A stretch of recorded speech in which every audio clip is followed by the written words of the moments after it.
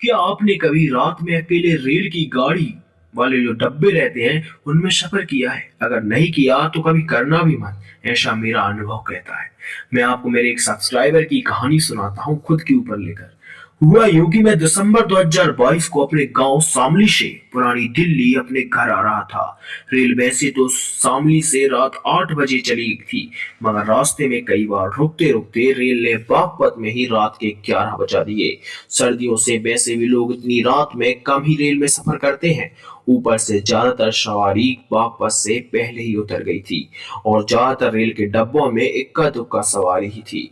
मेरे डब्बे में भी एक और व्यक्ति था जो शुरू से ही कंबल लेकर सो रहा था। मैंने उसका चेहरा तो नहीं देखा था, मगर उसके होने से डर थोड़ा कम लग रहा था। हमारी रेल बागपत से निकलकर लोनी के आसपास काफी देर के लिए खड़ी हो गई। मैंने खिड़की से देखा तो आसपास एकदम सन्नाटा था और गुप्त अंधेरा छाया हुआ था। फिर मोबाइल में टाइम देखा तो रात के 12 बजकर 3 मिनट हुए। मेरे डब्बे वाला व्यक्ति जो कि मेरे पास वाली सीट पर सोया था वो एकदम से खड़ा हुआ और अपना कंबल रेल के फर्श पर फेंक कर अपने सर के को गोल गोल घुमाने लगा।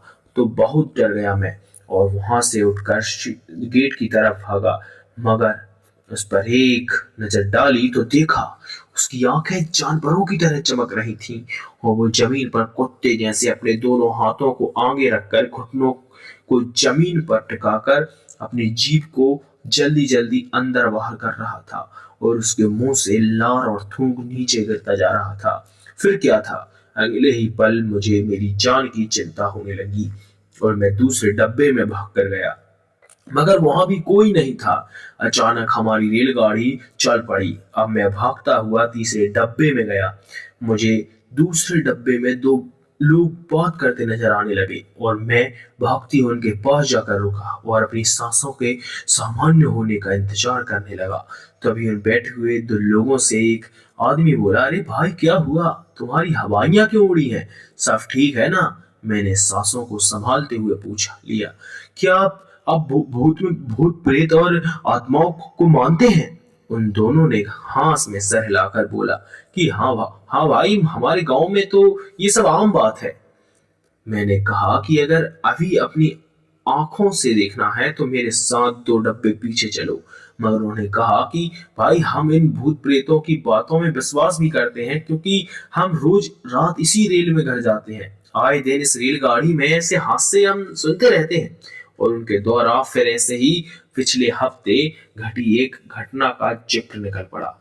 उनमें से एक भाई ने कहा कि पिछले हफ्ते कोई छुट्टी थी, लेकिन हमें हमारे काम पर जाना पड़ गया और लौटते हुए हमेशा की तरह इसी रेल में रात में घर वापस आ रहे थे। और रात के मुकाबले गाड़ी में लोग और भी ज्यादा कम थे। मुश्किल से हर डब्बे में 2-3 लोग होंगे। खैर, हमें तो आदत थी इसकी, तो हम एक खाली डब्बे में बैठ लिए और सोचा अभी घर दूर है तो सोते हुए जाएंगे और कोई उतर चढ़ेगा भी नहीं, तो आराम से ही जाएंगे।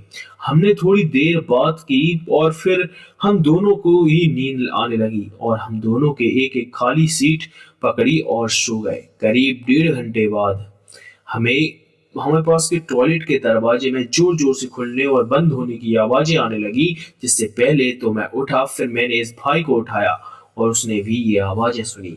हम दोनों को इस रेलगाड़ी में होने वाली घटनाओं का पता होने की वजह से हमें डर तो लग रहा था, मगर एक बात यह भी थी, मन में आ रही थी, कहीं कोई मजबूर मजबूर व्यक्ति टॉयलेट में सच में तो नहीं फंस गया, तो जाकर उसकी मदद करनी चाहिए, क्योंकि पूरे डब्बे में हम दोनों के अलावा कोई और नहीं है जो उसकी मदद कर सकेगा। इसलिए हमने इसी बात को लेकर वहां जाने का फैसला किया और दोनों एक दूसरे का हाथ पकड़कर आगे बढ़ने लगे। हमारी रेलगाड़ी एक सुनसान जगह रुकी थी और बाहर एकदम गुप्त अंधेरा पसरा हुआ था, जिससे डर का माहौल और गहरा होता जा रहा था। हम आगे बढ़ रहे थे और वो आवाज तेज से और तेज होती जा रही थी। हम आवाज देने लगे, कोई है क्या वहां? वहां कौन है? सब ठीक तो है? हम ऐसा बोलते हुए आगे बढ़ते गए, मगर वहां का जवाब नहीं जा रहा था, जिससे हमारे द्वारा लिए गए मदद के फैसले भी में की बुनियाद चरमरा रही थी। पर फिर हमने आगे बढ़ते रहे और मतलब आखिरकार उस टॉयलेट के सामने जा पहुंचे। फिर हमने देखा कि इतना भारी दरवाजा बिना किसी हवा के खुद ही खुल रहा और बंद हो रहा है। हमने उस टॉयलेट के अंदर जाने की भी बेवकूफ़ी कर डाली, मगर वो खाली था और अब वो दरवाजा खुलना और बंद होना रुक गया। तो हम समझ गए कि ये किसी आत्मा का काम है और वहां से निकल कर अपनी सीट पर आने के लिए जैसे ही पलटे तो हमारी जान हलक तक आ गई। हमारी सांसें तेजी से चलने लगी। हमने देखा कि एक लंबा चौड़ा आदमी है जिसने सिर्फ लुंगी बांधी है और कुछ नहीं पहना। वो दो सीटों पर एक एक पैर रखकर खड़ा है और दोनों हाथों का बगल में बांधे हुए हमें घूर रहा है। ऐसा मंजर जीवन में हमने देखा तो क्या सुना तक नहीं था। हम अपनी सारी सारी सुध खो चुके थे। बस एक विचार जो ऐसा समय दिमाग में सबसे पहले सबके मन में तैरता हुआ ऊपर आ जाता है, वो जहां खतरा देखे वहां से भाग लो। हम भी वैसे ही किया। डब्बे की दूसरी तरफ भागकर रेल के साथ वाले खाली मैदान में कूद गए और रेल को तो रुकी ही थी, इसलिए हमें दूसरे डब्बे में जाने में ज्यादा दिक्कत नहीं हुई। मगर तब से आज तक वो मंजर हमारे दिमाग से हटा नहीं और खाली मैदान में कूद गए थे। तो 2-3 दिनों तक तो ऐसे ही डरावने सपनों ने हमारी नींद उड़ाई रखी थी, पैर भी दर्द रहे थे।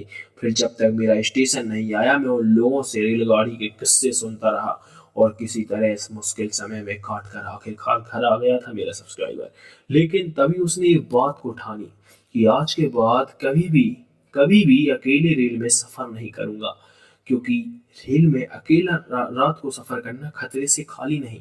तो मैं आपको भी यही निवेदन करूंगा आपसे कि कभी भी खाली रेल में सफर नहीं करना चाहिए, खासकर जब यदि रेल का जो डब्बा है वो अकेला मतलब खाली है, उसमें कोई नहीं है। क्योंकि जो रेल है वो कई लंबे लंबे रास्तों से आती है, कई पैरानॉर्मल एक्टिविटी होती हैं उस जगह से निकलती है, तो कई नेगेटिव पावर्स आप पर हावी हो सकती हैं। तो आज की इस कहानी को यहीं विराम देते हैं और यदि कहानी पसंद आई हो, आगे आप सुनना चाहते हैं तो सब्सक्राइब कर लेना। जब तक के लिए मिलते हैं अगली वीडियो में। सब्सक्राइब करके मिलो यार।